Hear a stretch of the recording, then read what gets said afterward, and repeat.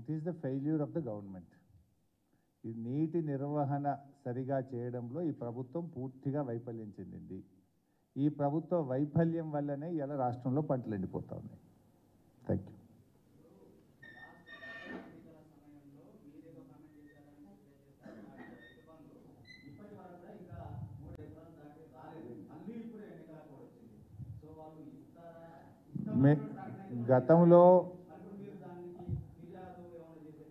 గతంలో మేము అప్పుడే రైతు బంధు ఇవ్వడానికి మా ప్రభుత్వం అన్ని ఏర్పాట్లు చేసుకొని ఇస్తే ఈ కాంగ్రెస్ పార్టీ వాళ్ళు ఆ రోజు ఎన్నికల కమిషన్కు ఫిర్యాదు ఇచ్చి నోటికాడ బుక్కను ఎత్తగొట్టిండ్రు.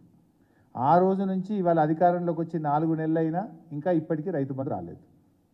ఇంకా పైగా ఇదే కాంగ్రెస్ పార్టీ నాయకులు బీఆర్ఎస్ ప్రభుత్వం ఇస్తే 10,000 వస్తాయి, మేము అధికారంలోకి వస్తే 15,000 ఇస్తాం అని చెప్పి ప్రజలను నమ్మబలికే ప్రయత్నం చేసినారు. మీరు అడిగినట్టు మీ ప్రశ్నకు సమాధానం ఏంటంటే, మేము కాంగ్రెస్ పార్టీ లాగా ఎలక్షన్ కమిషన్కు కంప్లైంట్ ఇవ్వము, ఫిర్యాదు చేయము. దయచేసి వెంటనే రైతు బంధు డబ్బులు వేయండి అని విజ్ఞప్తి చేస్తూ ఉన్నాం. అదేవిధంగా ఎండిపోయిన పంటలకు కూడా 25,000 రూపాయల నష్టపరిహారం కూడా ఇవ్వాలని మేము డిమాండ్ చేస్తున్నాం. మీరు రైతులకు మేలు చేస్తే మీలాగా అసూయపడేటోళ్ళం కాదు, మీలాగా మేము ఎన్నికల కమిషన్కు ఫిర్యాదు చేసేటోళ్ళం కాదు. మేము దాన్ని స్వాగతిస్తాం, మీకు ధన్యవాదాలు కూడా చెప్తాం. మాకు రైతు ప్రయోజనం ముఖ్యం. మాకు రాజకీయాల కంటే కూడా ఈ రైతుల ప్రాణాలు కాపాడడం, రైతు ప్రయోజనాలే బీఆర్ఎస్ పార్టీకి ముఖ్యం. దయచేసి మీరు ఇవ్వండి అని చెప్పి మీ ద్వారా విజ్ఞప్తి చేస్తున్నాం.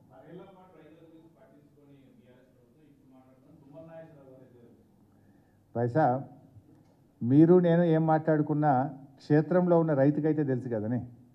ఇలా కేసీఆర్ వచ్చినాకనే 24 గంటల కరెంట్ వచ్చింది. కేసీఆర్ గారు వచ్చినాకనే మిషన్ కాకతీయ ద్వారా చెరువులు బాగైనాయి.